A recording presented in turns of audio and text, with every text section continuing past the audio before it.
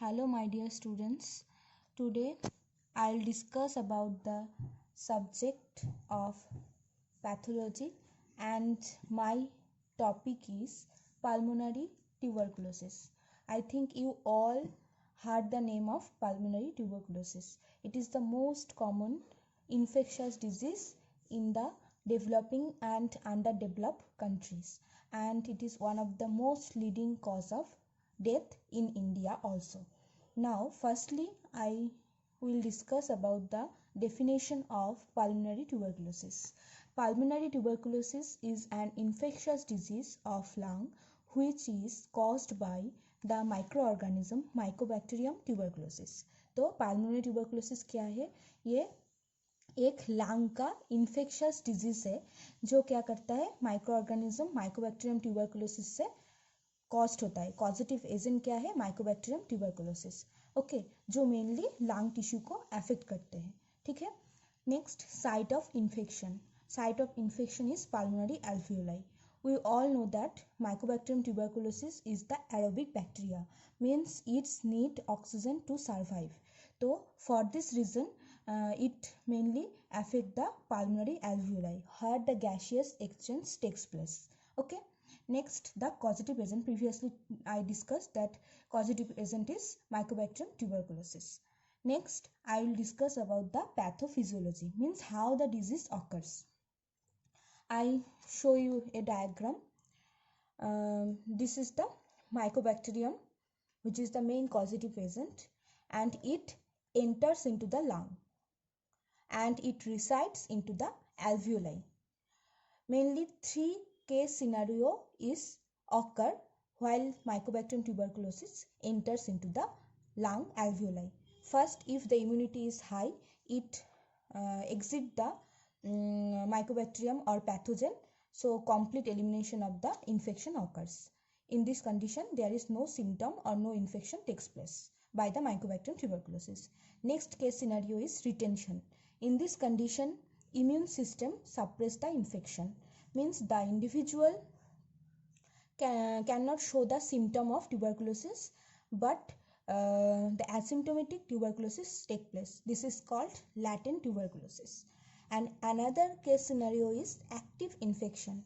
In this condition, Mycobacterium evades the immune response and the active tuberculosis take place. Means mainly infection is take place by the microorganism Mycobacterium tuberculosis. Okay. Next, there are another picture where I show that how the active tuberculosis take place. First, Mycobacterium, it enters into the pulmonary alveoli. Next, we all know that alveoli has the macrophage. It is macrophage. When the pathogen or Mycobacterium enters into the alveoli, then the alveolar macrophage is activated and it engulf the pathogen by the process of phagocytosis. Okay. Next, there is a formation of phagosome which consists of mycobacterium, or the macrophage which is consist of lysosome also, and lysosome is consist of enzyme, hydrolytic enzyme, which can dissolve the pathogen. Mainly other infection, any other infection, when the other pathogen enters into the macrophage, lysosome can dissolve the pathogen by its hydrolytic enzyme. But in case of Mycobacterium, it cannot dissolve the Mycobacterium. There is no fusion take place. In other condition, phagosome is fused with the lysosome from the phagolysosome.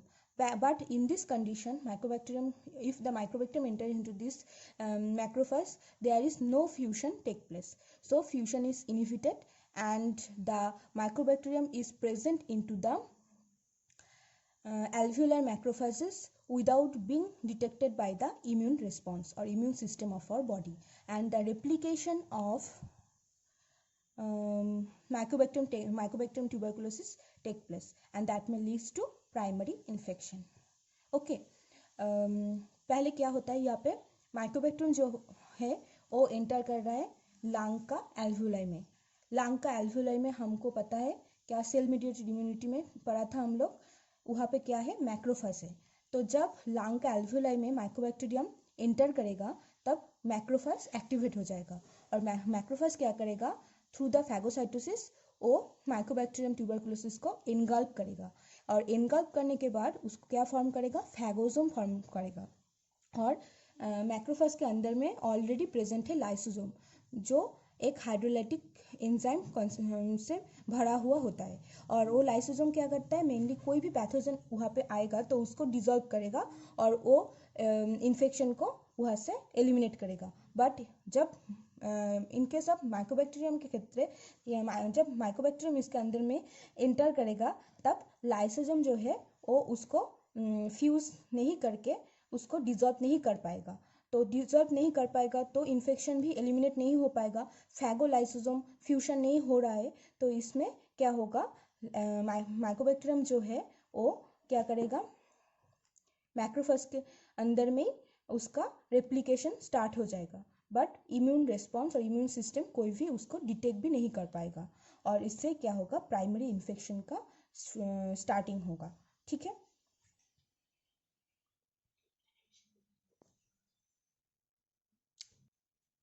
Next, 3 weeks after the primary infection, the cell-mediated immunity is activated, and I show you the another picture where there is a primary infection site.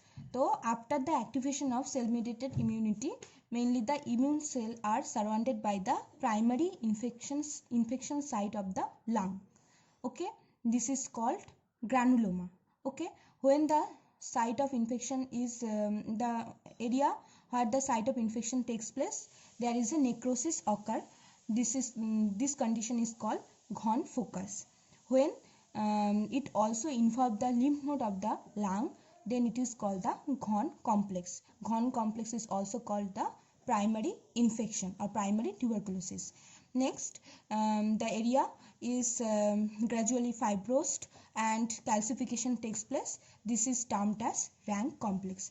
In this stage, mainly the infection is completely eliminated, or it goes into the dormant state that may lead to latent tuberculosis. So इसमें क्या है, after 3 weeks primary infection होने का 3 weeks letter क्या होगा, body में cell mediated immunity activate होगा, और लंग में जो प्राइमरी इन्फेक्शन साइट था, मैंने जहाँ पे इन्फेक्शन हुआ था वहाँ पे क्या होगा, इम्यून सेल आके सराउंडेड करेगा, तो उसको हम लोग क्या बोलेंगे, ग्रानुलोमा।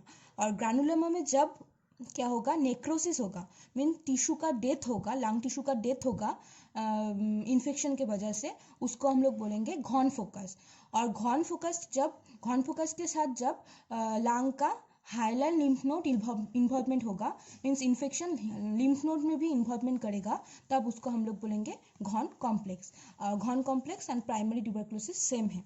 प्राइमरी ट्यूबरकुलोसिस का साइट में तब फाइब्रोसिस भी हो सकता है, हीलिंग प्रोसेस स्टार्ट होगा, फाइब्रोसिस एंड कैल्सिफिकेशन स्टार्ट होगा, और उसको हम लोग बोलेंगे रैंक कॉम्प्लेक्स। ये इन्फेक्शन प्राइमरी ट्यूबरकुलोसिस से ख़त्म भी हो सकता है, और ये डॉर्मेंट स्टेट में भी जा सकता है, जाके लैटेंट ट्यूबरकुलोसिस क्रिएट कर सकता है। This is all about the pathophysiology of tuberculosis. Okay, next I will discuss about the predisposing factors. First is poverty, next overcrowding situation, next chronic debilitating illness, means जो illness क्या करता है, patient को क्या करता है, वीक कर देता है। ऐसा क्रॉनिक डिजीज पेशेंट को होने से उसका ट्यूबरकुलोसिस होने का चांस ज़्यादा हो जाएगा। नेक्स्ट एड्स और इम्यूनोसप्रेशन, क्योंकि ट्यूबरकुलोसिस जिसका इम्यून रिस्पॉन्स और इम्यूनिटी जितना कम होगा उससे टीबी होने का चांस उतना ज़्यादा है। नेक्स्ट हॉटस्किन लिम्फोमा, ये क्या होता है, ये लिम्फेटिक साइट में कैंसर है, one type of blood cancer जो लिम्फेटिक साइट में फर्स्ट होता है। तो ये डिजीज़ में भी इम्यूनिटी रिस्पॉन्स नहीं होता है, बॉडी इम्यूनिटी बहुत लो हो जाता है, जिससे पेशेंट का ट्यूबरकुलोसिस होने का चांस ज़्यादा होता है। Next chronic lung disease, example is silicosis. तो सिलिकोसिस एक ऑक्यूपेशनल लंग डिजीज जिसमें क्या होता है, सिलिका जो डस्ट है वो लंग में जाने से लंग में इन्फेक्शन क्रिएट कर सकता है, लंग का टिश्यू फाइब्रोस हो सकता है। तो ऐसा टाइप ऑफ लंग डिजीज से क्या होता है, पेशेंट का ट्यूबरकुलोसिस होने का चांस ज़्यादा है। Next chronic renal failure, next malnutrition, alcoholism, ये है प्रेडिस्पोजिंग फैक्टर। मीन्स ये सब फैक्टर्स प्रेजेंट होने से उन लोगों का ट्यूबरकुलोसिस होने का चांस नॉर्मल पर्सन से ज़्यादा हो जाएगा। Okay, next I will discuss the types of tuberculosis और classification of tuberculosis. First is primary tuberculosis. The infection of an individual who has not been previously infected or immunized is called primary tuberculosis or Ghon's complex और childhood tuberculosis. तो primary tuberculosis क्या क्या है, जब कोई patient को first time TB हो रहा है, पहले कोई भी एक्सपोजर नहीं था, पहले कोई कभी भी टीबी नहीं हुआ था, फर्स्ट टाइम जब टीबी होगा उसको हम लोग बोलेंगे प्राइमरी ट्यूबरकुलोसिस। इसका और एक नाम है घॉन्स कॉम्प्लेक्स, पहले भी बोला है। Next secondary tuberculosis. Secondary tuberculosis can occur due to reactivation of the primary infection और occurrence of reinfection. Means secondary नाम से पता चल रहा है किसी का पहले भी इन्फेक्शन था, उसका इन्फेक्शन और एक बार हुआ है, रिपीट हुआ है और री इन्फेक्शन हुआ है, ऐसा कंडीशन को हम लोग बोलेंगे सेकेंडरी ट्यूबरकुलोसिस. ठीक है, मीन्स पहले टाइम एक्सपोजर नहीं है, पहले भी ट्यूबरकुलोसिस हुआ था, वो कॉम्प्लीटली क्योर नहीं हुआ था और लास्ट में जाके और भी ट्यूबरकुलोसिस के इन्फेक्शन का साइन एंड सिम्टम शो कर रहा है, तो ऐसा कंडीशन को हम लोग बोलेंगे secondary tuberculosis. Okay, next is miliary tuberculosis. Due to the dissemination of the infection through hematogenous route to form multiple tiny lesions called the miliary tuberculosis. तो इसमें क्या होगा, जो ट्यूबरकुलर इन्फेक्शन जो है वो क्या करेगा, लिम्फ एंड हेमाटोजेनियस रूट से डिस्टेंट ऑर्गन में जाके स्प्रेड करेगा और क्या फॉर्म करेगा, मल्टीपल टिनी लेशन. इसको हम लोग बोलेंगे मिलियरी ट्यूबरकुलोसिस. क्यों मिलियरी बोल रहे हैं, क्योंकि जो टिनी लेशंस है वो मिलेट सीड से रिजेंबल्स है. The lesions resembles to millet seeds and the name is for this reason the name of this type of tuberculosis is miliary tuberculosis. Okay, the miliary tuberculosis can confine to lungs और undergo extra pulmonary spread. तो ये miliary tuberculosis क्या हो सकता है, lung में भी हो सकता है, ओनली लंग में भी इन्फेक्शन क्रिएट कर सकता है और लंग से भी अदर ऑर्गन जो भी है means extra pulmonary side other organ में जाके भी स्प्रेड कर सकता है. The common organ involved are liver, bone marrow, spleen, adrenals, meninges, renal, fallopian tube etcetera. तो जब एक्स्ट्रा पल्मोनरी साइट में जाके ये इन्फेक्शन स्प्रेड करेगा तब कौन सा ऑर्गन को इन्वॉल्व करेगा, बहुत कॉमन है, लिवर को इन्वॉल्व कर सकता है, bone marrow, spleen, adrenal gland, meninges, renal means kidney, fallopian tube, इसको इन्वॉल्व कर सकता है. तो इसको हम लोग बोलेंगे मिलियरी ट्यूबरकुलोसिस. जब नॉर्मल ट्यूबरकुलोसिस का इन्फेक्शन डिस्टेंट ऑर्गन में जाके डिसेमिनेट करेगा और स्प्रेड करेगा थ्रू हेमाटोजेनियस लिम्फ रूट, इसको हम लोग बोलेंगे मिलियरी ट्यूबरकुलोसिस. ओके, और next is extra pulmonary tuberculosis. Okay, next extra pulmonary tuberculosis. जब ट्यूबरकुलोसिस का इन्फेक्शन और माइकोबैक्टीरियम ट्यूबरकुलोसिस लंग को छोड़ के अदर्स ऑर्गन में जाके इन्फेक्शन करेगा तब हम लोग बोलेंगे एक्स्ट्रा पल्मोनरी ट्यूबरकुलोसिस. ठीक है, mainly those type of tuberculosis are commonly takes place. Okay, next I will discuss about the clinical features. First, fever, low grade remnant fever. तो फर्स्ट जिसका ट्यूबरकुलोसिस है उसका फीवर आएगा और फीवर है low grade हो सकता है, रेमिटेंट फीवर हो सकता है. रेमिटेंट फीवर क्या होगा, कभी भी बुखार जो है वो नॉर्मल टेम्परेचर में नहीं आएगा, ये नॉर्मल से ऊपर रहेगा और 24 आवर्स में उसका फ्लैक्चुएशन 1 डिग्री सेंटीग्रेड होगा, तो उसको हम लोग बोलेंगे remittent type of fever. Okay, next malaise होगा, means discomfort, body pain, fatigue ऐसा होगा. नेक्स्ट एनोरेक्सिया मीन्स खाने का कोई लॉस ऑफ एपेटाइट होगा. नेक्स्ट वेट लॉस, पेशेंट का वेट ज़्यादा ही लॉस हो जाएगा. नाइट स्वेट, रात में सोने के टाइम में रात में बहुत स्वेटिंग होगा. नेक्स्ट प्रोडक्टिव काफ होगा. Next haemoptysis is the present of blood in the cough के साथ उसका ब्लड आएगा. नेक्स्ट प्लूराइटिक पेन, तो प्लूराटिक पेन क्या होता है? Pleuritic pain is sudden intense sharp type of pain which is mainly felt in the chest wall. तो क्या होगा, पेशेंट का चेस्ट वॉल में suddenly intense sharp pain feel होगा। Okay, next extra pulmonary manifestation. तो किसी का लंग छोड़ के अदर्स ऑर्गन में अफेक्ट करेगा ट्यूबरकुलोसिस, तो जो ऑर्गन में अफेक्ट कर रहा है वो ऑर्गन रिलेटेड मैनिफेस्टेशन क्रिएट करेगा। This is all about the clinical features of pulmonary tuberculosis.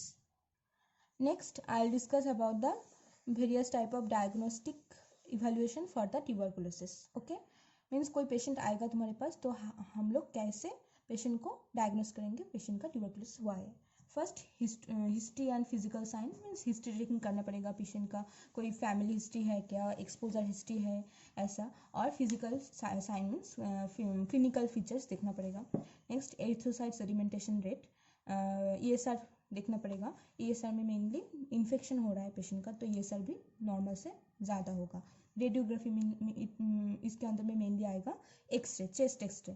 तो चेस्ट एक्सरे करने से पेशेंट का लंग में हम लोग का कॉन्सल्टेशन दिखेगा और शैडो दिखेगा, जिससे हम लोग डायग्नोसिस कर सकते हैं पेशेंट का ट्यूबरकुलोसिस हुआ है। Next, most common is sputum for AFB. We all know that Mycobacterium tuberculosis is the acid-fast bacilli. For this reason, the sputum of the individual is sent for the AFB test. Means sputum को culture करना है, AFB smear prepare करके हम लोग को देखना है वहाँ पे माइकोबैक्टीरियम ट्यूबरकुलोसिस है और नहीं है। ठीक है, next most common test is Mantoux test. In this test, mainly 0.1 ml purified protein derivative is intradermally injected of the patient's forearm, and if any reaction takes place or any induration takes place within 48 to 72 hours, if in this condition the test is positive, it is mainly the screening test of the tuberculosis. Or if any no reaction is take place or any induration at the site of injection is not take place, then the test is negative. Okay, next, PCR amplification of the Mycobacterium tuberculosis DNA, or last is FNAC, fine needle aspiration cytology or tissue histopathology, mainly done for the diagnosis of the tuberculosis. Okay, this is all about my topic. I think this video is very helpful to you all. Please watch this video. Thank you for watching.